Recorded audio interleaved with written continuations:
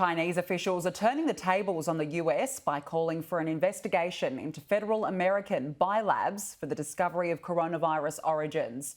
China's blame game erupted as the global community calls for a new independent investigation into the origins of the global pandemic that has stolen 3.85 million lives around the world so far. 300 million shots in arms in under 150 days. That's an important milestone. How was that? That was great. President Biden is touting vaccination rates today, saying nationwide deaths from COVID-19 are down 90%. As I said, we're heading into, God willing, the summer of joy, a summer of freedom. But the CDC says there are clouds on the horizon. The coronavirus Delta variant, which originated in India and is spreading faster than others around the world, will soon become the dominant strain here at home. Asked whether this could spur another nationwide lockdown, President Biden said this.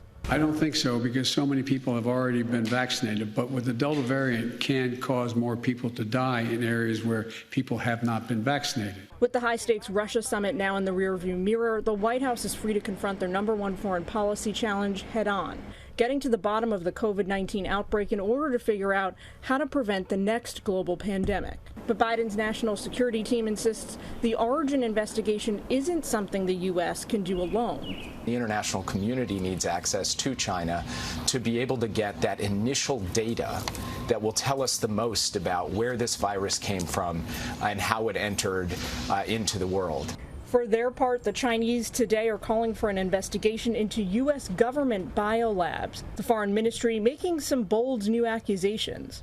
Some in the U.S. have chosen to ignore the report and have been hyping up the lab leak theory and politicizing the origin tracing issue.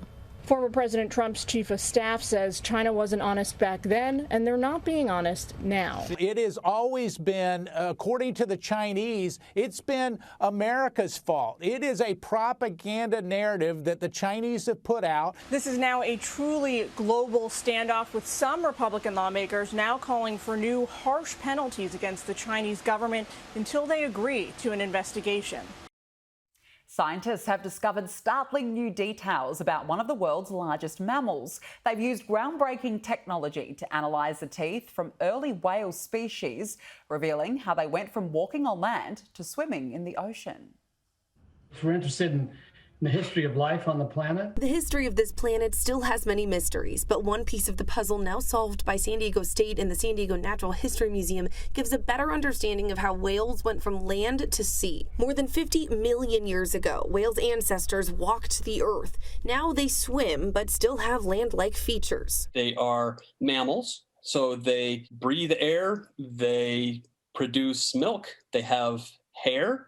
They are descended from animals that lived on land at one time, but they live completely in the ocean now, and they never come onto land. That process fascinating for Eric Eckdale and Tom Demery, so they turned to whales' teeth to learn more. The loss of teeth is a really big deal. Whales millions of years ago kept teeth their whole lives, but today's whales have teeth only as fetuses that disappear by birth and are replaced by hair-like feature called baleen. But it has all these fine frills. So how and when did that change? Using CT scans, they analyzed fossils 25 million years old and found those whales in the middle of that time frame had both baleen and teeth, connecting the dots of one to the other. What's really intriguing, though, is that we were able to use this modern technology to investigate a fossil. We couldn't have done this 25 years ago. Revealing it was evolution, which is fairly uncommon. To lose teeth is kind of a big deal, right? Because most mammals have teeth, but the animals that don't have teeth,